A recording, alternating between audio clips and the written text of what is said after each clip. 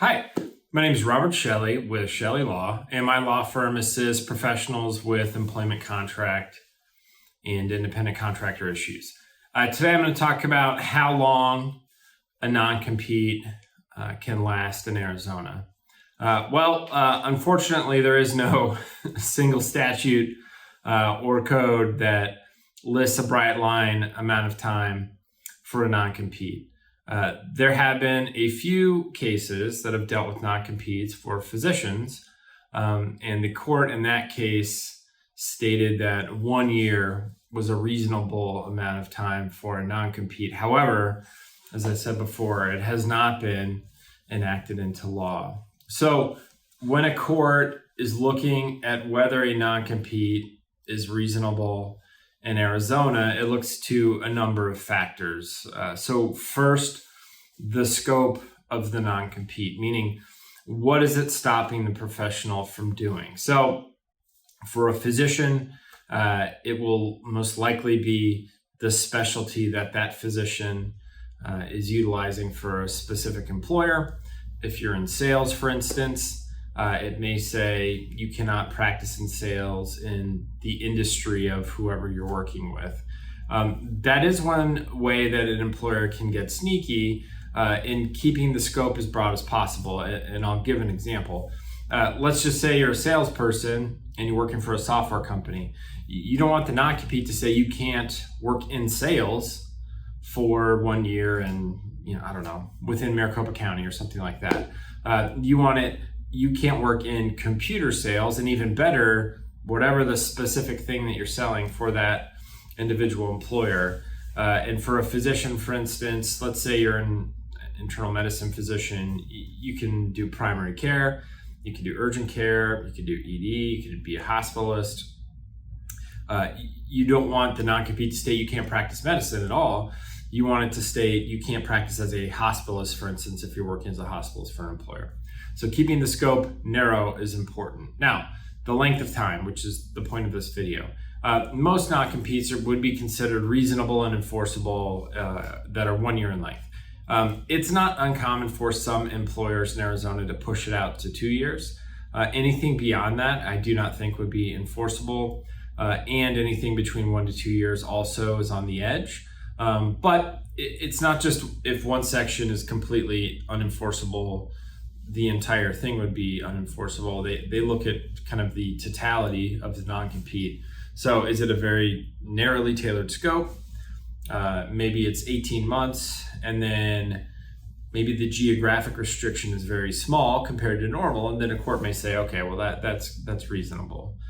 So the aim is for no more than 1 year, and absolutely no more than 2 years. For any of my healthcare related clients, 1 year is the max that we'll agree to. And then last is the geographic scope. This really is dependent upon what you're actually doing. For healthcare providers, 5 to 10 miles from your primary practice location would be considered fairly reasonable. However, if you're in sales, certainly 5 to 10 miles would not be the geographic limitation for you. It would most likely be either by county or even by large sections of the entire state. Sometimes they're statewide as well. It really just depends. So the specific industry that you're in will kind of dictate whether the geographic scope is considered reasonable or not. Now, so how do you negotiate?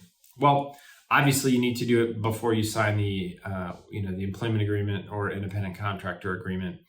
I find that some employers will state, you know what, just sign this. We'll never enforce it. Don't worry about it. Or, sign it and then we'll kind of negotiate it upon termination of the agreement. Obviously, don't do that. Never take the word of the employer. You need to negotiate it in advance of signing. And then you need to figure out what is going to work best for you. So if you want to decrease the mileage from, let's say, 10 to 5 miles, well, figure out, are there opportunities in that 5 mile band?